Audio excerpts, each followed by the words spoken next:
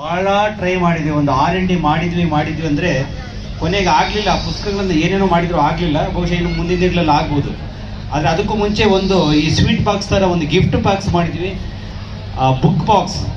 ಆ ಬುಕ್ಕನ್ನು ನಾವು ಏನಕ್ಕೆ ಉದ್ದೇಶವಾಗಿ ಇಟ್ಟಿದ್ವಿ ಅಂತಂದರೆ, ಇದರಲ್ಲಿ ನೀವು ದೀಪಾವಳಿಗೆ ಸ್ವೀಟ್ ಬಾಕ್ಸಲ್ಲಿ ಕೊಡ್ತೀರಲ್ಲ ನಿಮ್ಮ ಫ್ರೆಂಡ್ಸಿಗೆ, ಕ್ಲೈಂಟ್ಸ್ ಕೊಡ್ತೀರಲ್ವ, ನೆಂಟರ ಮನೆಗೆ ಹೋದಾಗ ತೊಗೊಂಡೋಗ್ತೀರಿ, ಮದುವೆಗಳಿಗೆ ಹೋದಾಗೆಲ್ಲ ತೊಗೊಂಡೋಗ್ತೀರಿ. ಡ್ರೈ ಫ್ರೂಟ್ಸ್ ಅಂತೂ ಈಗ ಟ್ರೆಂಡ್ ಆಗಿದೆ. ಅದ್ರ ಬದಲು ಅಷ್ಟೇ ದುಡ್ಡಲ್ಲಿರುವಂತಹ ಈ ಬಾಕ್ಸ್ ಕೊಡಿ, ಇದರಲ್ಲಿ ಏನಿದೆ ಅಂತ ಹೇಳ್ಬಿಟ್ಟು ಅತಿಥಿಗಳು ಬಿಡುಗಡೆ ಮಾಡ್ತಾರೆ. ಮತ್ತು ನೀವೇ ಇದನ್ನು ಎಲ್ಲಿ ತಗೊಳ್ಳೋದು ಅನ್ನೋದಿದ್ರೆ ವೀರಲೋಕದ ನಂಬರ್ ಇದೆ, ಅಲ್ಲಿ ನೋಡಿ 7022122121. ಒಂದು ಫೋನ್ ಮಾಡಿದರೆ ನಿಮ್ಮ ಪರವಾಗಿ ನಾವು ತೊಗೊಂಡೋಗಿ ಅವ್ರ ಮನೆಗೆ ಕೊಟ್ಟು ಬರ್ತೀವಿ ಸರ್. ಯಾವುದೋ ಬರ್ತಡೇಗೆ ಕೇಕ್ ಕಳಿಸ್ತೀರಲ್ಲ, ಅದ್ರ ಬದಲು ಇದೊಂದು ಬಾಕ್ಸ್ ಕಳಿಸಿ, ಅವ್ರ ಮನೆಯಲ್ಲಿ ಒಂದು ದೀಪ ಬೆಳಗುತ್ತೆ.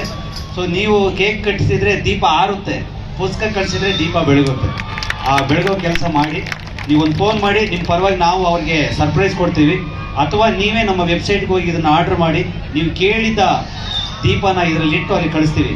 ಇದರಲ್ಲಿ ಏನು ದೀಪಗಳು ಅಂತ ಹೇಳ್ಬಿಟ್ಟು ಅತಿಥಿಗಳು 4 ಜನ ಬಿಡುಗಡೆ ಮಾಡಬೇಕು ಅಂತ ಸರ್. ಒಂದು ಮಾತಿದೆ, ಪುಸ್ತಕ ಇಲ್ಲದೆ ಇರೋ ಮನೆ, ಆತ್ಮ ಇಲ್ದಿರೋ ದೇಹ ಅಂತ ಹೇಳಿ ತುಂಬಾ ತುಂಬಾ ಜನಪ್ರಿಯವಾದಂತಹ ಮಾತು ಅದು. ಹಾಗಾಗಿ ಯಾರ ಮನೆಯಲ್ಲಿ ಒಂದು ಗ್ರಂಥಾಲಯದ ತರದ ಒಂದು ಭಾಗ ಇರೋದಿಲ್ವೋ, ಅದು ಖಂಡಿತವಾಗ್ಲೂ ಅಲ್ಲಿ ನನ್ನ ಪ್ರಕಾರ ದೇವತೆಗಳು ನೆಲೆಸೋದೇ ಇಲ್ಲ ಅಂತ ಹೇಳಿ ಅನ್ಸುತ್ತೆ. ಹಾಗೆ ಮನೆ ಮನೆಗೂ ಕೂಡ ಬುಕ್ ಬಾಕ್ಸ್ ಅಲ್ಲಿ ಬುಕ್ಗಳಿರ್ತವೆ, ಅವು ನಮ್ಮನ್ನು ಬೆಳಗ್ತವೆ ಅನ್ನೋ ಕಾನ್ಸೆಪ್ಟು. ಸುಮ್ಮನೆ ಅಷ್ಟೊಂದು ದುಡ್ಡನ್ನ ಹೂಗಳಿಗೆ ಅದಕ್ಕೆ ಕೊಡೋ ಬದಲು ಇದೊಂದನ್ನು ಕಳಿಸಿ, ಅದರಲ್ಲಿ ನಿಮ್ಮ ಸಹಿ ಹಾಕಿ ಕಳಿಸ್ಕೊಡ್ಬೋದು, ನಿಮ್ಮ ಹೆಸರಲ್ಲಿ ಕಳಿಸ್ಬೋದು, ಶಾಶ್ವತವಾಗಿ ಅವ್ರ ಮನೇಲಿರುತ್ತೆ. ಇದೊಂದು ಬುಕ್ ಬಾಕ್ಸನ್ನು ದಯವಿಟ್ಟು ನಿಮ್ಮ ನೆಚ್ಚಿನವರಿಗೆ ಉಡುಗೊರೆಯಾಗಿ ಕೊಡಿ. ಇವತ್ತು ಇಲ್ಲಿ ಉದ್ಘಾಟನೆ ಲೋಕಾರ್ಪಣೆ ಆಗ್ತಾ ಇದೆ. Thank you sir.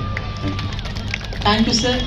ಓದುಗರ ಸಂಖ್ಯೆಯನ್ನ ಹೆಚ್ಚಿಸೋ ಸಲುವಾಗಿ ನಿಮ್ಮ ಹೊಸ ಹೊಸ ಪ್ರಯತ್ನಗಳು ಹೀಗೆ ಮುಂದುವರಿತಾ ಇರಲಿ ಅಂತ ಹೇಳಿ ಆಶಿಸ್ತಾ, ಕಾರ್ಯಕ್ರಮದ ಮುಂದಿನ ಭಾಗವಾಗಿ ಬೆಂಗಳೂರಿನ ಪೊಲೀಸ್ ಆಯುಕ್ತರಾದಂತಹ ಶ್ರೀ ಬಿ ದಯಾನಂದ್ ಅವರು ಪುಸ್ತಕ ಸಂತೆಯ ಕುರಿತು ತಮ್ಮ ಅನಿಸಿಕೆಗಳನ್ನ ಹಂಚಿಕೊಳ್ಬೇಕು ಅಂತ ಕೇಳ್ಕೊಳ್ತಾ ಇದ್ದೀನಿ.